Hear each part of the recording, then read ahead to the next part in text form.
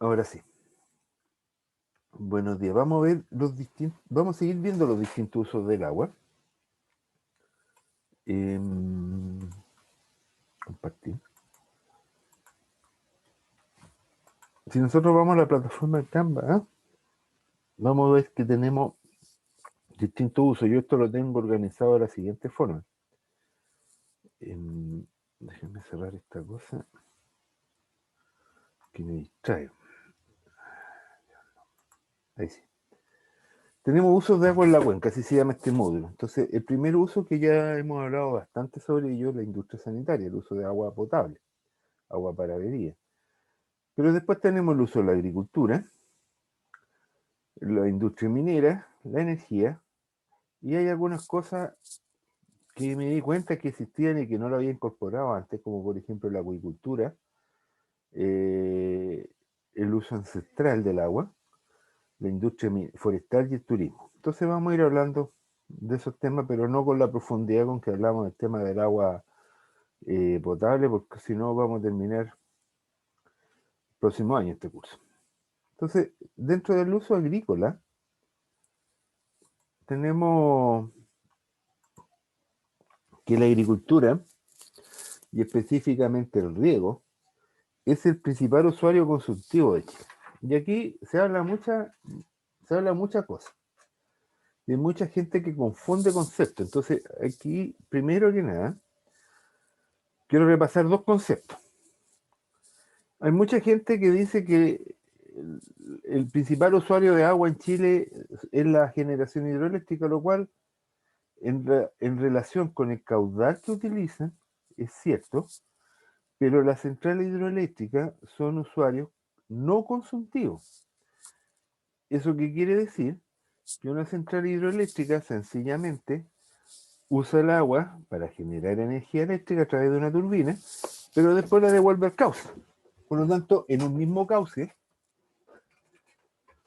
yo puedo tener distintos usuarios usando la misma agua. Entonces, claro, si uno suma los derechos de agua en un río, los derechos no consultivos son lejos más que los derechos consultivos. Por darle un ejemplo, en la Junta del Río Itata que estamos formando ahora, los derechos no consultivos suman aproximadamente 160 metros cúbicos por segundo, y los derechos consultivos suman 15 metros cúbicos por segundo, o sea, la relación es día 1. Entonces, claro, lo que ocurre es que las centrales hidroeléctricas van pasando una sobre la otra, entonces se suman y utilizan, tienen un derecho asignado al caudal de invierno. En el río se utiliza el caudal de verano. Entonces, no hay que confundir el usuario no consultivo con el usuario consultivo. Y ahí uno ve las noticias que tienden a mezclar y mezclar cosas distintas. Entonces, la agricultura es el principal usuario consultivo del agua en Chile. A nivel nacional, el porcentaje de uso de la agricultura anda por ahí por un 78%, porque claro, en el norte no es significativa frente a la minería o el agua potable. En Santiago va más o menos miti con el agua potable, y aquí en el sur pasa al 85%. Ahora, ¿por qué la Fundación Chile y otras entidades hablan de que los forestales son los mayores consumidores de agua en Chile? Entonces, aquí aparece otra cosa, los forestales. Pero los forestales consumen agua de lluvia, ellos consumen lo que se llama la huella verde. La huella verde es el agua que directamente cae sobre los terrenos, lo mismo que ocurre con la agricultura secana. No tienen sistema de bocatoma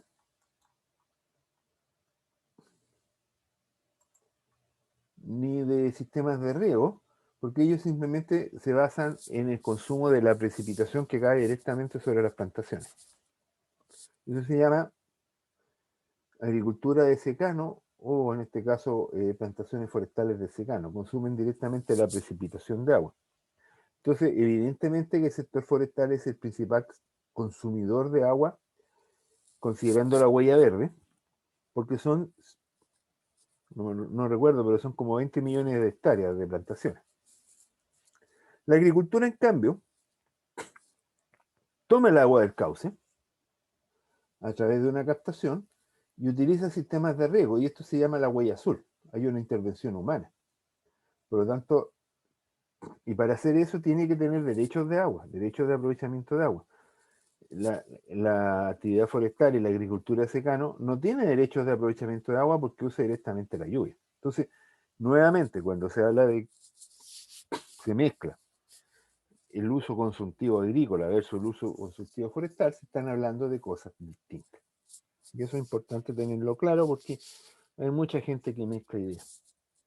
Entonces, la agricultura es el principal consumidor de agua en Chile, considerando los derechos consultivos, derechos de aprovechamiento de agua consultivo. Ahora, ¿por qué ocurre esto? Simplemente porque nuestro clima es un clima mediterráneo en el cual no llueve, o basta que yo diga no llueve para que venga un núcleo frío en altura y nos deje la escoba en el verano. No, tradicionalmente nuestro clima no considera precipitación en el verano.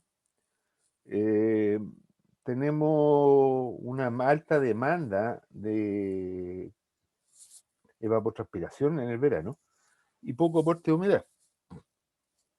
Hay alguna lluvia, pero esa lluvia se evapora totalmente. Entonces, para que pueda producir la agricultura, necesitamos darle unas condiciones artificiales, darle una lluvia artificial, y eso se llama riego. Entonces, esto me lo voy a saltar. Esta es la razón, ¿se fijan? Tenemos la lluvia que se concentra en el invierno, pero las necesidades de agua agrícola son en el verano. Y la agricultura chilena se concentra principalmente desde la región de Atacama. Mira, hace 10 años atrás hubiera dicho desde la región de Atacama hasta Biobío, pero hoy en día ya estamos llegando a los ríos y ya hay proyectos de riego aquí en Punta Arenas. Entonces hay un cambio importante de la producción agrícola acá en el sur. Se está incorporando el riego en la zona sur porque ha disminuido las precipitaciones. Tradicionalmente acá en la zona sur, las regiones de los lagos y de los ríos, la agricultura dependía mucho de la lluvia, pero como ha disminuido la lluvia en el verano, han disminuido las productividades y ahora mismo en este minuto Osorno es una ciudad que está con escasez hídrica. Por lo tanto, la agricultura que dependía de la lluvia, todo lo que es praderas para los animales, para darle el pasto a las vaquitas de la leche Culum, tienen problemas. Entonces están obligados a regar. Entonces se está expandiendo el riego hacia el sur. El riego básicamente es una tradición que viene desde dos vertientes que se sumaron acá en Chile de forma bastante consistente. Por un lado, los pueblos originarios, llámese los quechua, aymara, tenían tradiciones de riego ya. Ellos vivían en zona árida y los incas tenían todo un sistema de canales de riego.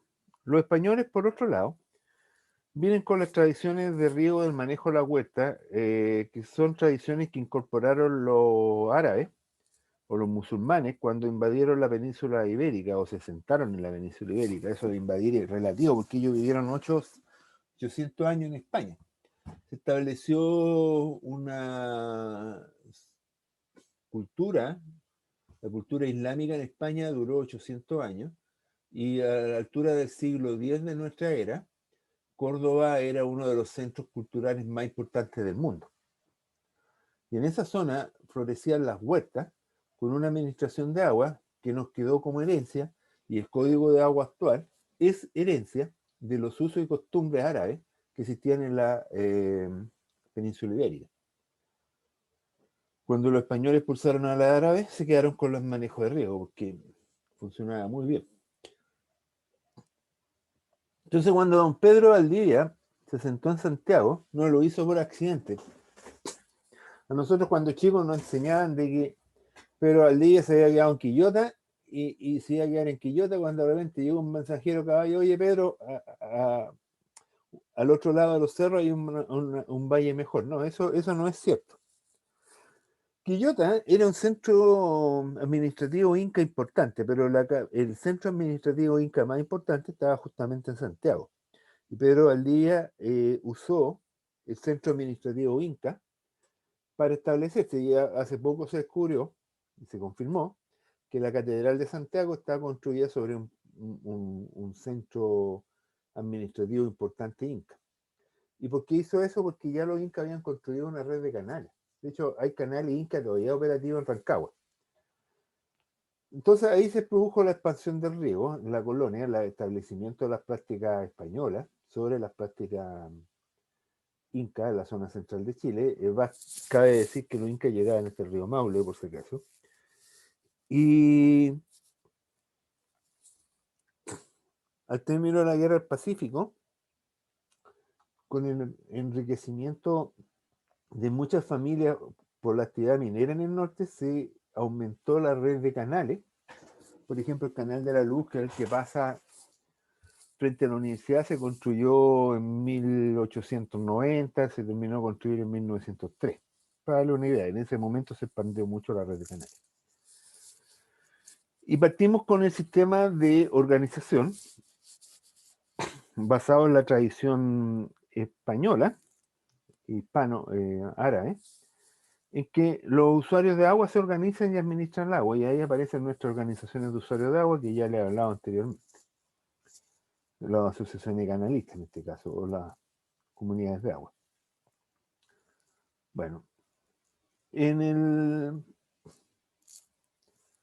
1960 parte un proceso muy importante que tuvo Chile, que fue la reforma agraria, que estableció una repartición de tierra. Yo creo que ha sido uno de los procesos más significativos que hemos tenido. Hace poco, algunos años atrás, se celebraron los 50 años de la reforma agraria, pero como todas estas cosas que se hicieron medio revolucionarias, fue mal hecha, porque por distintas razones, que no vale la pena mencionar, se abandonaron técnicamente los agricultores beneficiados por la reforma agraria. Eso es lo que hoy actualmente hablamos de la agricultura familiar campesina, los agricultores CORA. CORA era la Corporación de Reforma Agraria. Y por muchos años, durante la época del gobierno militar, estos agricultores quedaron abandonados. Entonces ocurrió una cosa bien dramática en Chile. Y estas fotos lo atestiguan. Estas son fotos que tomé yo, porque yo tuve el privilegio de empezar a trabajar en la década de los 90, cuando nos encontramos con un abandono notable de esa infraestructura de riego construida a principios del siglo XX, a mediados del siglo XX. Lo que ocurrió es que normalmente esa infraestructura de riego estaba asociada a grandes fondos, grandes predios, y cuando se dividieron por la reforma agraria no se generaron las comunidades de agua ni las asociaciones canalistas. Entonces eso se dejó botado. ¿Y qué es lo que ocurrió? Que el canal lo había construido el patrón para regar las tierras. Cuando se dividió el fondo, los parceleros siguieron pensando que el patrón era el que había construido el canal y el patrón era el que tenía que hacerse cargo del canal. Y el patrón decía que hemos estado preocupando el canal para darle agua a estos viejos. Entonces ahí se produjo una fractura. Y esa fractura fue importante desde el punto de vista social de la gestión de recursos hídricos. Nuevamente vemos que cuando se producen estas fracturas y estas pérdidas de confianza, ocurren dramas. Y ese drama significó que durante 20 años la infraestructura de riego quedó abandonada. Estas son solamente algunas de las fotos que yo les puedo mencionar. Tengo otras fotos iguales. Entonces, cuando volvimos a la democracia, se consideró que la agricultura campesina tenía que ser reforzada. Y trabajamos mucho, digo trabajamos porque yo estuve casi 10 años trabajando en el tema, en desarrollo y recuperación de la infraestructura de riego que estaba en ese estado. Estas dos fotos corresponden a proyectos que hice yo. Pero aún así, había problemas. Y estos problemas recién se empezaron a enfrentar el año 1995 con el fortalecimiento de las organizaciones de usuarios de agua. Y eso ha sido el mejor énfasis, el invertir en mejorar la infraestructura de riego asociada a la agricultura campesina y el fortalecimiento de las organizaciones sociales en torno al agua. Yo he tenido la suerte, no lo busqué, sino que simplemente he tenido la suerte de verme involucrado en estos procesos desde que partieron en la década del 90, desde que yo partí profesionalmente trabajando. Por eso es que estoy haciendo esta asignatura, entre otras cosas. Entonces, en paralelo, otro efecto que también tuve la suerte de verlo desde el principio, mis primeros trabajos profesionales fueron en la ley de riego también, fue un incentivo a la introducción de tecnificación al riego. Y de ahí salió el desarrollo del riego tecnificado en Chile. Entonces, esta suma de eventos cambiaron la visión de la agricultura a lo que es hoy en día la agricultura. Si ustedes buscaran en alguna feria de las pulgas, una revista que se llama GeoChile, que yo la compré cuando chico, en los 80, hablaban de la geografía de Chile. Era bien entretenida porque todas las semanas vendían un fascículo, entonces al final uno la empastaba. Y la geografía del riego en Chile, la geografía económica, era maíz, trigo, lo que se alimentaban los pollitos de la canción, y ganadería. Y todo eso cambió brutalmente por la agricultura de riego intensiva y la producción de frutales. O sea, el cambio en el patrón agrícola desde principios de los 80 a ahora ha sido brutal. Brutal. El cambio del paisaje ha sido brutal. Y yo se los puedo decir porque yo andaba en bicicleta en los 80 por el Valle de la Concagua y es total y absolutamente distinto a lo que es hoy en día. Entonces, este cambio productivo nos hace más vulnerables a la escasez hídrica, porque pasamos de la agricultura extensiva, el maíz y el trigo con que alimentar los pollitos, a la agricultura intensiva. Extensiva es que son grandes extensiones con baja productividad. Intensiva es que la superficie es menor, pero la productividad es mayor. Entonces pasamos del trigo al arándano. Pero el arándano hay que regarlo. Entonces pasamos a ser mucho más sensibles a la escasez hídrica justo cuando se nos viene la mega sequía. Entonces hay que regar los cultivos. Y los cultivos hay que regarlos. Y esto, un repaso para los agrícolas, para los casos ambientales. Lo que pasa es que, como lo vemos en hidrología, las plantas absorben agua por la zona radicular y necesitan tener una provisión de agua. En ciencia ambiental en la agricultura también se habla de esto en el sentido de que hay que tener una provisión de agua para que la planta esté cerca de su óptimo productivo. Entonces, básicamente, hay que entregarle agua a la planta. Ustedes pueden ver esto con calma, para satisfacer la demanda agrícola. Y la demanda agrícola en la zona central anda por el orden de los 1000 milímetros al año. En Valdivia anda por los 600 milímetros al año en la zona austral. Y en el norte grande anda por los 2000 milímetros al año. Entonces, nosotros acá en la zona central andamos por el orden de los 1000 milímetros, 1200, 1300, dependiendo del año. Varía un poquito.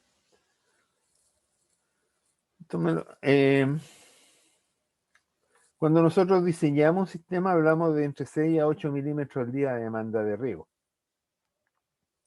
En algunos casos, cuando nos pega la condición de Puelche, esta demanda puede pasar a 18 milímetros, pero esas son condiciones extremas. Y la evapotranspiración funciona de esta forma. Vamos a tener una mayor evapotranspiración. Esto está malo, son milímetros por día. Vamos a tener una mayor tasa de evapotranspiración alrededor del mediodía solar. Y en la noche no hay evapotranspiración. Por lo tanto, tiene esta forma como de una campana de Gauss. Ahora, la evapotranspiración es la evaporación multiplicada por la transpiración, más un coeficiente que depende de cada cultivo, que depende un poco de las características de cobertura y de demanda de cada planta. Eso se llama coeficiente cultivo. Entonces, hay una cantidad de tasas y de investigación en los coeficientes cultivos, no voy a entrar en mucho detalle de esto. Pero básicamente el coeficiente cultivo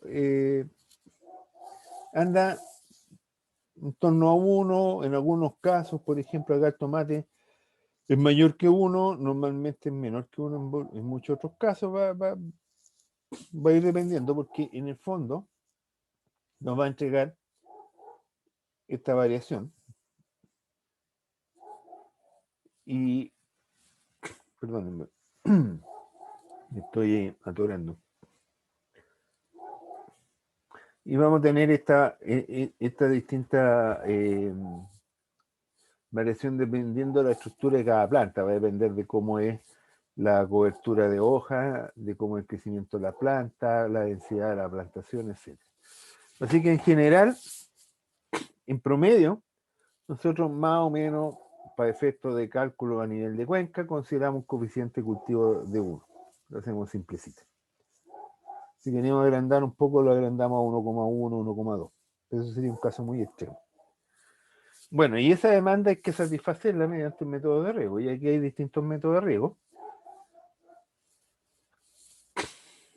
En el norte grande de Chile, se utiliza en el norte de Chile, del centro norte para arriba, se utiliza el riego tecnificado. También está el riego del hombre del desierto, que aquí no está en esta presentación. Esta apunta mucho a la agricultura del Valle Central. Ahora estaba viendo hace poco la agricultura del norte del desierto, del norte de Chile.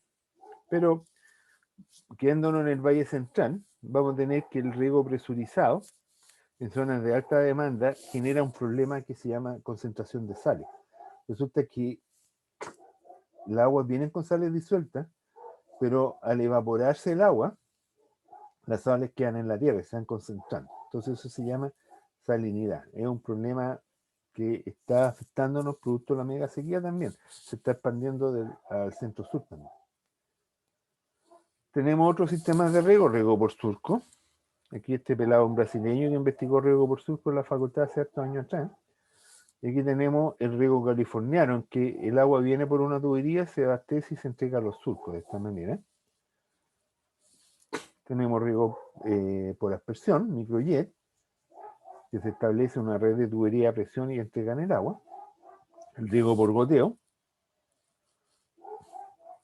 Estos son alumnos de la carrera que estábamos trabajando en un proyecto hace años atrás. Aquí está una línea de plástico de planza que conecta los goteros y se entrega el agua directamente a la planta. Estos son métodos altamente eficientes. El riego por goteo en parrones. Aquí están las tuberías, se fijan, que van entregando agua a las plantas. Y el riego por aspersión. Aquí hay riego superficial también, el riego tendido. Estos son los métodos tradicionales. No sabemos realmente cuál es la superficie de cada método de riego en Chile. Recién este año se va a medir de nuevo. La última vez que se midió fue el año 2007. Y anteriormente a eso había sido el año 97. Entonces, en 97 la superficie de riego presurizado era un 13%, en 2007 era un 33% y ahora no sabemos, pero estimaciones más o menos, calculamos que es más o menos mitad y mitad. O sea, todavía hay una buena parte de la superficie de riego en Chile que se riega de esta manera.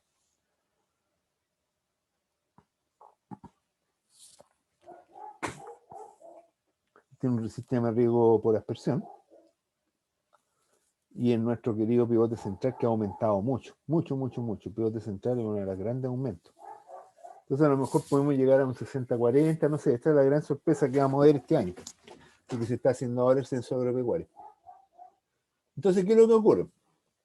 La planta utiliza el agua y se incorpora el agua. Si se usa un sistema de riego más primitivo, van a haber más pérdidas. Si utiliza un sistema de riego más controlado, el agua que se suministre a la planta va a ser el agua que la planta va a evaporar. Entonces, eso es lo que se llama eficiencia de riego. Y ese es el gran misterio. ¿Cuál es la eficiencia actual de la agricultura? El año 2003, el año 2010, hicimos una investigación con el INEA y en la cuenca del Maule Sur determinamos una eficiencia de cuenca de riego del 50%. Hoy en día la eficiencia puede que sea un poquito mejor, pero considerando que el riego consume el 85% del agua en Chile, o el 80% a nivel nacional, y que tiene una eficiencia baja, si mejoráramos en un 10% la eficiencia de riego, eso equivale al 8% del consumo de agua nacional, y eso equivale a todo el consumo de agua potable del país. Entonces, por eso es que es importante el trabajo que se hace en riego, de mejorar el uso del agua agrícola, porque un 10% de mejora en la eficiencia equivale a todo el consumo que se hace en el país para agua potable. Imagínense la magnitud. ¿Que hay alguna cifra? Entonces, ¿cómo mejoramos la eficiencia de riego? Mediante un buen diseño, una buena instalación y un manejo del agua a nivel predial. Parece súper simple eso, pero en la práctica no lo es así. Hubieran visto los horrores que uno ve.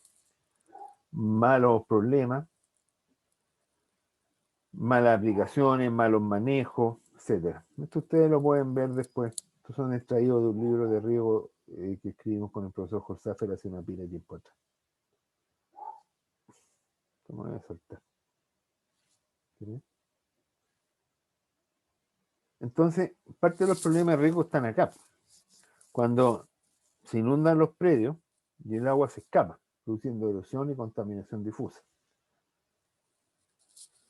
Una de las cosas que hay que controlar es el tiempo de riego, cuánto tiempo se está aplicando agua, porque si se coloca muy poco tiempo de riego, no se alcanzan a mojar las raíces y es un riego deficitario. Cuando se coloca mucho tiempo de riego, las raíces se inundan y estamos lixiando agua al acuífero, estamos recargando agua. Los surcos, en el caso de riego por surco, tienen que estar bien ubicados, porque si se colocan mal, simplemente el árbol no aprovecha el agua. Entonces tienen que quedar bien diseñados. Ahí hay todo un tema de diseño, si no están el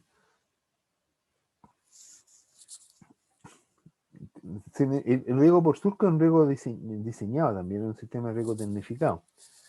La idea es humedecer la zona radicular, que es donde trae el agua a la planta, en forma eficiente y no que se nos pase la mano y que perdamos agua. Con la utilización de fertilizantes, lo cual contamina el acuífero. Entonces, en general, cuando nosotros hablamos del riego, es un gran usuario de agua, que hay una gran oportunidad de trabajo. Por eso es que hay tanto ingeniero agrícola trabajando en el tema de riego, porque hay mucha oportunidad. Algunos documentos. Aquí hay un documento de Fede Fruta. Lo que se debe saber sobre el riego en Chile, péguenle una mirada a ustedes si quieren.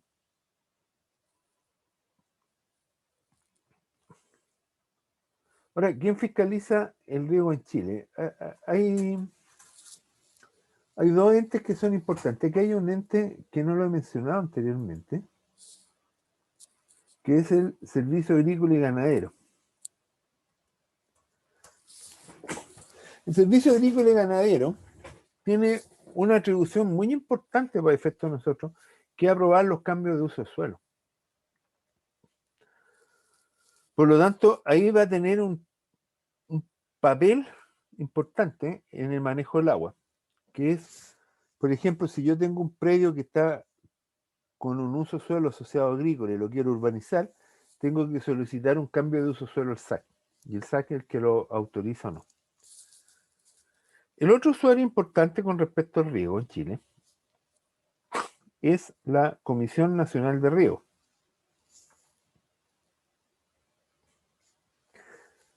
Y esto quiero dedicarle algunos minutos a conversar sobre esto. La Comisión Nacional de Riego, lo tengo aquí en Canva,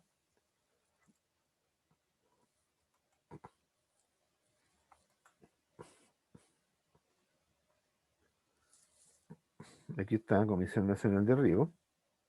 Y aquí hay un libro sobre riego para que ustedes lo tengan. La Comisión Nacional de Riego tiene, ¿dónde está el inicio? ¿Quiénes somos?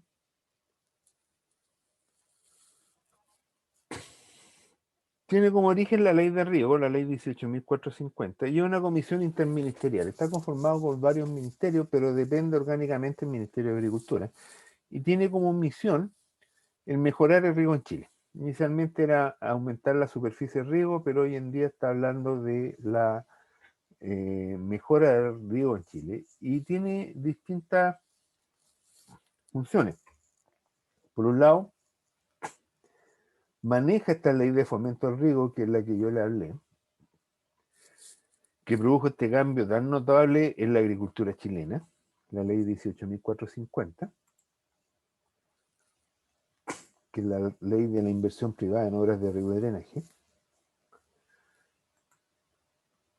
Para eso dispone de unos recursos muy importantes. Y por otro lado, dirige una serie de proyectos y programas destinados a mejorar las condiciones de manejo del agua en Chile. Por ejemplo, yo le he hablado en repetidas ocasiones de que estoy trabajando en la organización de la Junta de Vigilancia del Río Irata. Ese es un proyecto financiado por la Comisión Nacional de Riego.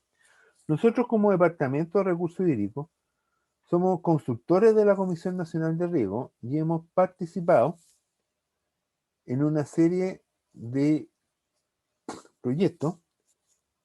Por ejemplo, ¿a dónde está aquí? Ahora que lo ando buscando no lo encuentro, por supuesto.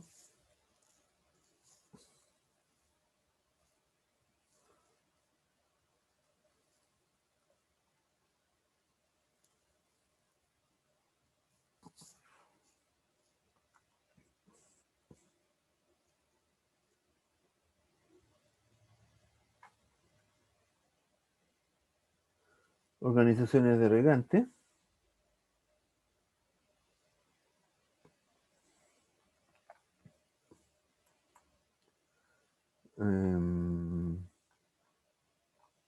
Bueno, para no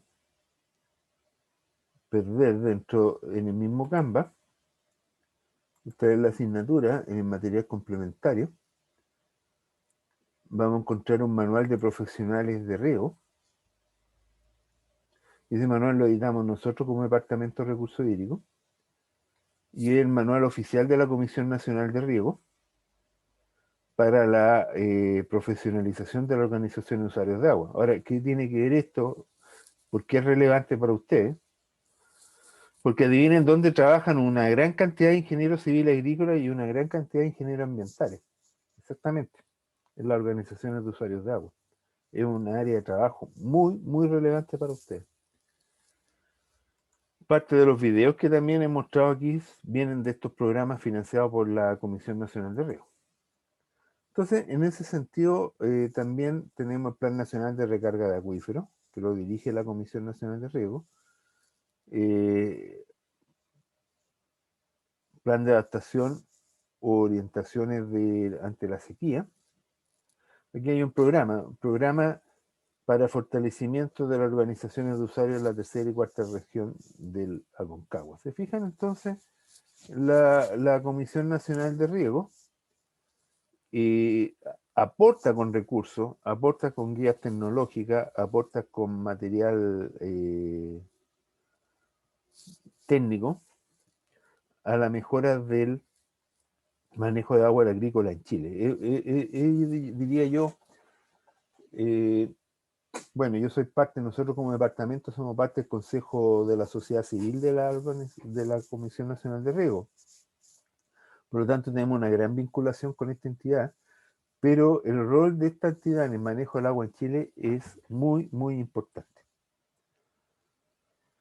Ahora,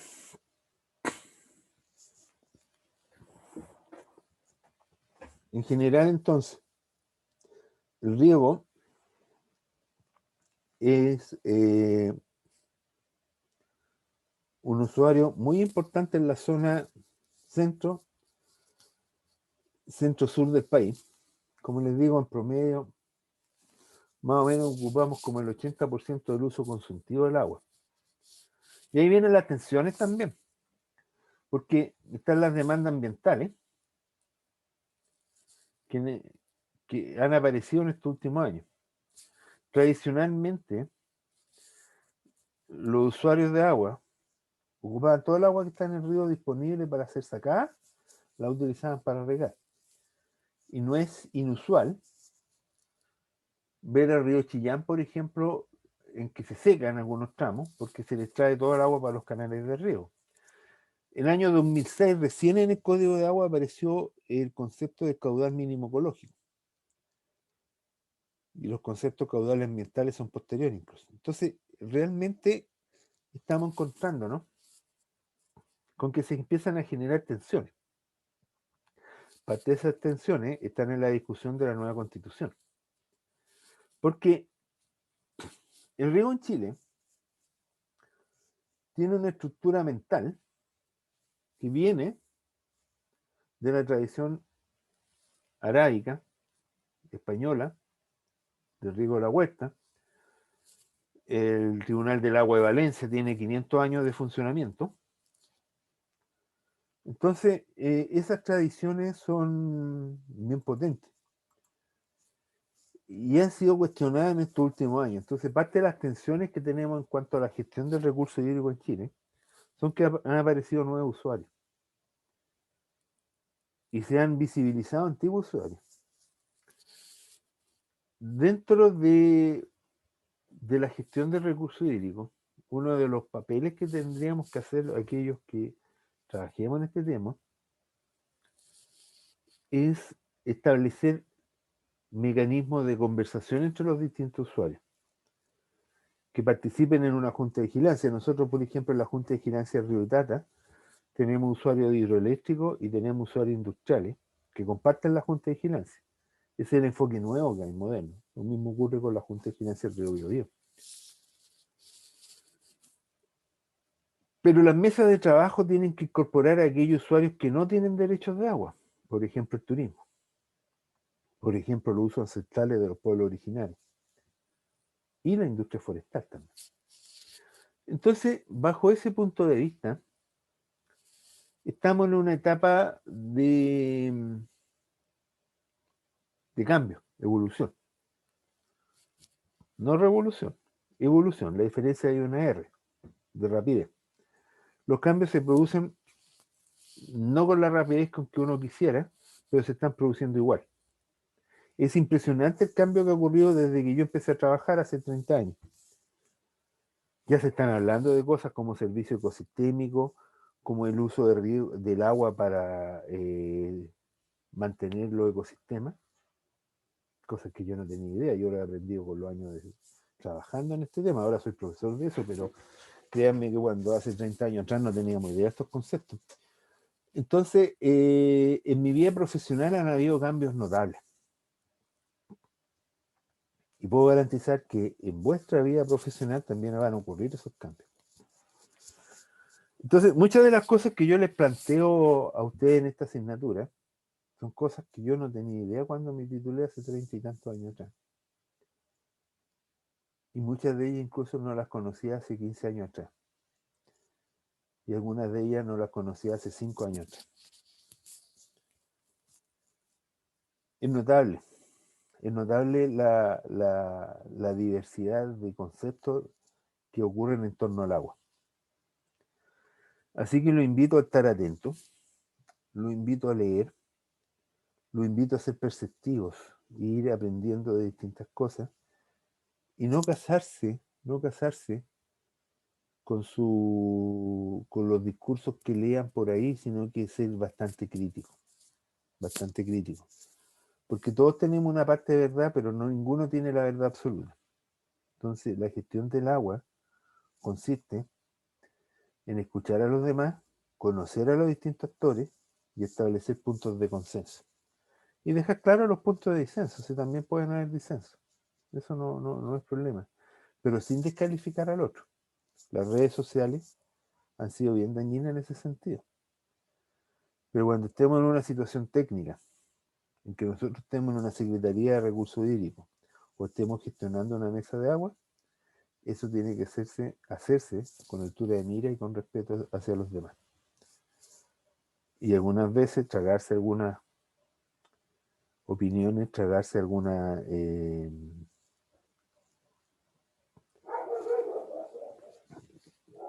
ideas que uno pueda tener y y volver a un plano de conversación. Eso es lo importante en la gestión de recursos hídricos, entre los distintos usuarios. Ok, vamos a dejar